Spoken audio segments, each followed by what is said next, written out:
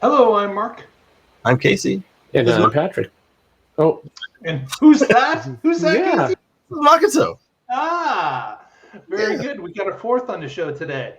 Yeah. But first, we're going to talk a little bit about hardware updates. But first, we're going to roll that title card. Casey, go ahead and do it. Let me upgrade you.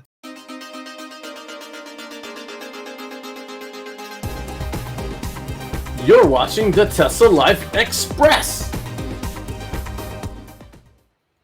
Hey everyone, thanks for joining us today. Wanted to talk a little bit about Tesla updating, being able to iterate, get better hardware as time goes along. It's a reoccurring subject with Tesla. This article that we've linked below talks a little bit about hardware 5, which is coming down the pipe, and there's speculation about how much power this new version of hardware is going to have. I don't, we'll talk about some of that, but really want to talk about how things continue to evolve at Tesla over time. We've talked about cameras being updated, resolutions getting better. We've talked about adding cameras. We've talked about the even when it comes to seats in the vehicles, they get better over time. Tesla has noticed with the creation and the starting deployment of FSD that they've always needed compute power. They needed more than they could possibly have imagined at the beginning, and now that they're very close to the end, we're starting to notice that, or they're starting to notice that they're reaching the limits of the current hardwares that they have. They know that hardware 3 is not going to allow them to get FSD to a level where they want it to be. They believe that hardware 4 will allow them to do it, but I would imagine that they're even starting to discover that there are limits to what hardware 4 can do. And this particular article talks about the speculation about what hardware 5 is going to provide them, what manufacturers they're going to get involved with to make hardware 5, the chipsets they're going to be using, and how much power it's going to provide them with. And Patrick, I know that you are you're a tech head when it comes to this stuff, and we're saying this article saying that they expect to reach 5 times current levels with this next level of hardware. And I'm wondering, when it comes to hardware out there in the compute world, does 5 times cut what you're after to jump a generation in hardware, or is this outside the norm of what manufacturers typically would do? Well, looking at what they went from hardware 3 or AI 3 to AI 4, it was about 4 times the previous generation. So hardware 3 did about 144 tops. Hardware 4 was 500 tops. And then this one, they're talking about 2,000 to 2,500 tops. So it is a big jump. And that is equivalent to modern GPUs. So if you look at the article talks about NVIDIA's RXT 5080, and that one clocks in at 1,800 tops. So right in line with what we expect hardware 5 to have. So yeah, it's you think about Moore's law as doubling every other year, every 18 months or so, and this is growing faster than that. And tops is just one thing here, because we've heard with hardware 4 they've added new primitives, and so that means that here's a function that we know we're going to use. It's very important that this is optimized, and if you don't have it as a primitive, then you have to do other steps to get that data. So now with one operation you can get something that you need. That's the nice thing about Tesla building this specifically for, they're not just using some generic off-the-shelf GPU. They're designing their own hardware for inference, and then they can put in things like this. It's a custom chip, and it does what they need for this. All these cameras, this data coming in for the car to make decisions about where you have to know where you're at in space, what's around you, what's going where, and then do path planning. But if you can't process the data enough to understand what's happening, then you can't make an appropriate path. So it's really cool that they're moving forward with this. And this is one of the cool things about technology is things that were not even possible a decade ago are now very possible. And Hardware 5 should be the one that is able to get us there with FSD, and that's what we expect to see in Cybercabs next year. And, well, I mean, by the time this airs, it's launched in Austin, although in a small pilot. So, and that's with Hardware 4. So the fact that it's even improving 4 or 5 times beyond that, that's awesome. Casey, what your thoughts on this is that where we're heading? Is Hardware 5 for FSD? Do you think they're maybe reaching the limits of Hardware 4's capabilities?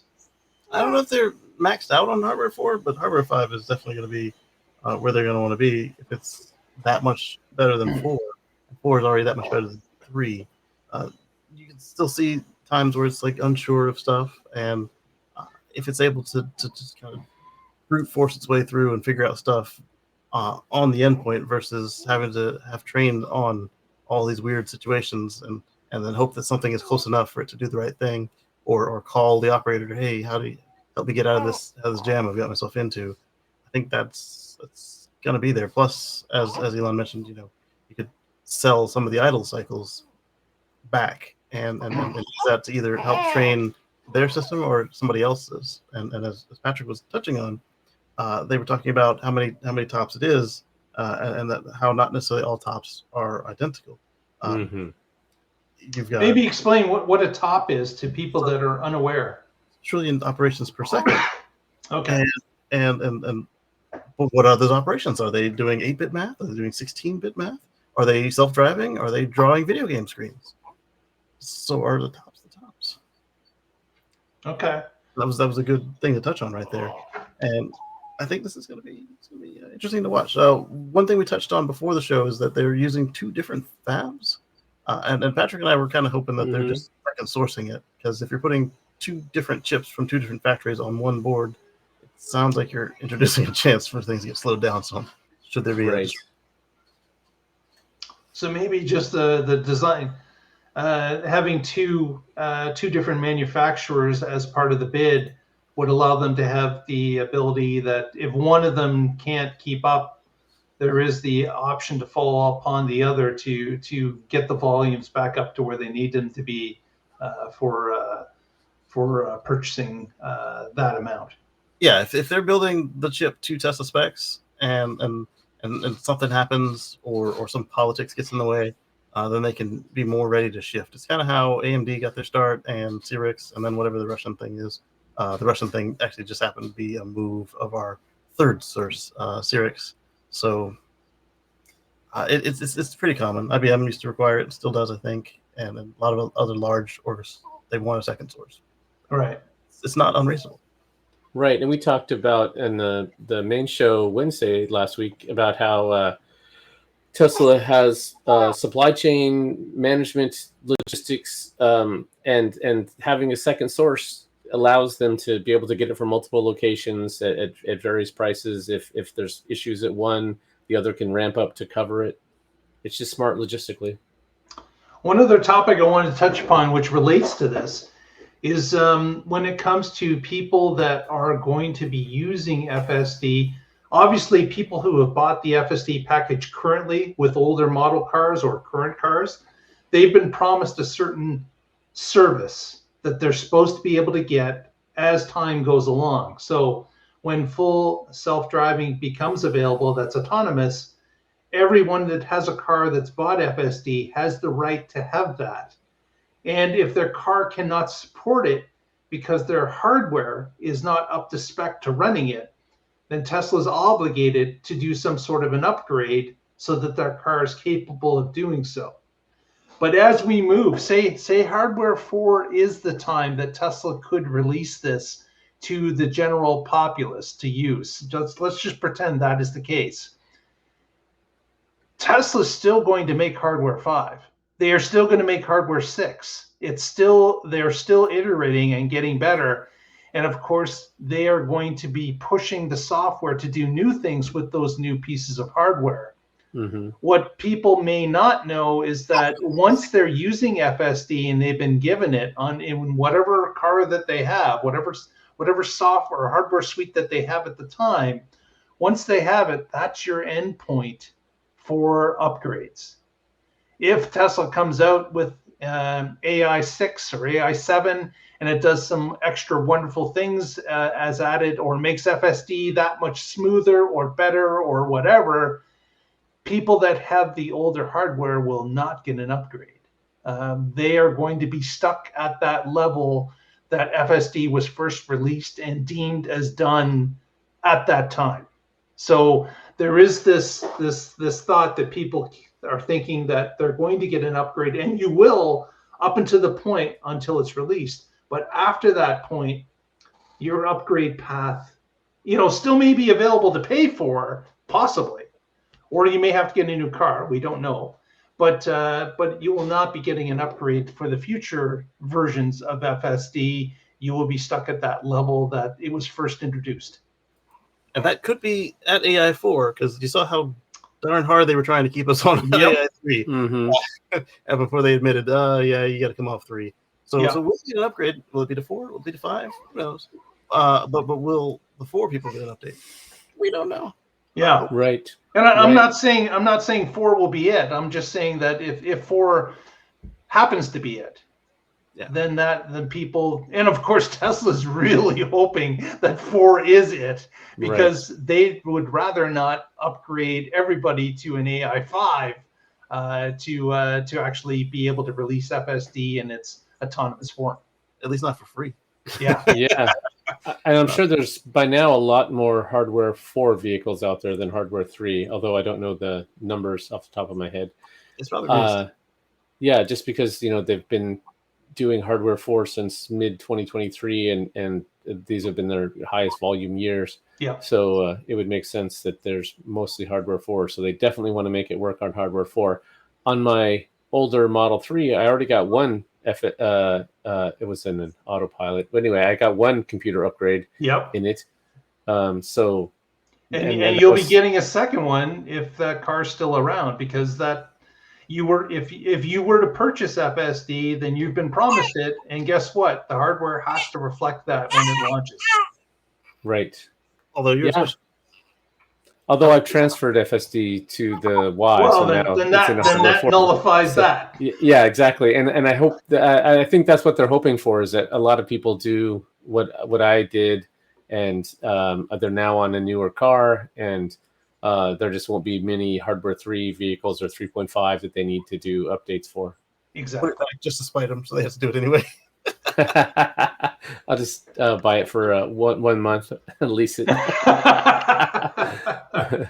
I don't think they'll give it to me for free for that. But. No, probably not. They probably got that base covered. They did specify that you have to have bought it outright. So right. You'd have to buy it outright. Yeah, or just pay whatever $1,500 or whatever the number comes out to be to if I really just want that new computer in there for whatever reason. Yeah. And if they offer it, yeah. Mm-hmm. And I'm sure they'll be offering it, because some people will need it, even if it's a small number. Yeah, like you buy a used car and you want FSD, they're going to have to be able to turn it on somehow. Exactly. Or you're like Mark, he's had his car for a long time. Maybe when FSD is really working, he'll like, okay, now I have to have this. have to have it. Right. When it was just beta testing, I'll let you guys do that, but now I'm ready for it. Yeah, they did promise, like, hey, your car has everything you need for FSD. And so now he says, okay, well, now it's not in beta anymore. I'm ready to try it out. And they say, okay, well, you have to have bought it outright. He said, okay, here's all the money. And they say, oh, well, you got hardware 2.5, so no. Well, right here, you told me it has everything it needs. And then you told all these people if they paid for it, they do the upgrade. So yeah, exactly. So yeah, there's the hardware march continues, and it will continue as time goes along. And even once FSD has been launched in its full autonomy, that's not going to stop it. There are going to be tweaks and advancements as time goes along, and that's going to require more hardware. It's going to require faster hardware. It's going to require more processing and memory and cooling abilities. All that kind of stuff is going to continue to march forward and get better and better. And with that better hardware, of course, that's going to feed software engineers to come up with more tricks and wonderful things to let people know that they have to have this. So it's a it's a circle. It's always chasing each other, and it's not going to stop. Yeah, iteration and improvement. That's what Tesla's innovation flywheel is all about. Yeah. So here's an interesting one. Say they get FSD working with hardware 4. And now hardware 5 comes out, and they have it working with hardware 5 as well. And you have a choice of staying with the one you have or getting hardware 5. And they say, well, hardware 5 is a little bit safer. Why? Because it reacts a little bit faster. And sure, it makes the same decisions, both of them hardware 4 and 5, but hardware 5 is newer, better, faster. So is 8 milliseconds faster to hit the brake important to you or not? And it depends on, if you're having this car drive your family around, maybe it is. So maybe even if they both work, there are still reasons people might want to upgrade. Yeah, I agree. Also, a reminder that what's probably going to happen as they do this is that thing will have a serious regression from the 4. The 3 did it to the 2, and the 2 did it to the 1, and the 2.5 even did it to the 2, where the car won't have cruise control. It won't have, or if it does have cruise control, they'll have dumb cruise control. It won't have autopilot, auto steer, lane keep, and then slowly or very quickly, in some cases, they just add these back in. And it'll be interesting to watch. Because even look at Cybertruck. Their excuse was low volume, but it wasn't just low volume and different size dimensions. Right. Whenever new hardware comes out, it takes a while to get to a level of maturity. So they start out behind, even though it's the newer, hotter thing. It takes a while to catch up. But then its ceiling is much higher. But that doesn't mean it starts at that level. I wonder if one of the things that they were able to do to get hardware 4 working faster was put it in hardware 3 emulation mode. So if they say, hey, we see this upgrade path and we don't want to have a regression every time, so they build in this emulation mode from the beginning, and then as they add more features to the new hardware, then they can enable those new features. But that way you don't have as much regression every time. It's one idea. Possible. Yep. Yeah. I mean, it did come on fairly quickly, but there was a time where if you were one of the first ones to get this chip, they did a slipstream, like boom, it's in production. Whoops. You didn't have ultrasonics, you didn't have this, that, and the other, and I mean, eventually, I guess to the point where you're like, oh, I don't even miss those days. But there's a very vocal crowd in that middle portion while you wait for it to get back. Oh, there is, and they get louder with every day that passes. Absolutely. Yeah, mine can't keep laying. When I first got my Model Y in mid 2023, it did not have any of these features because it was the new hardware and it wasn't there yet. But it didn't take them that long, so I was lucky in that regard. Yeah, mine had basic cruise control, or might have had traffic aware cruise control.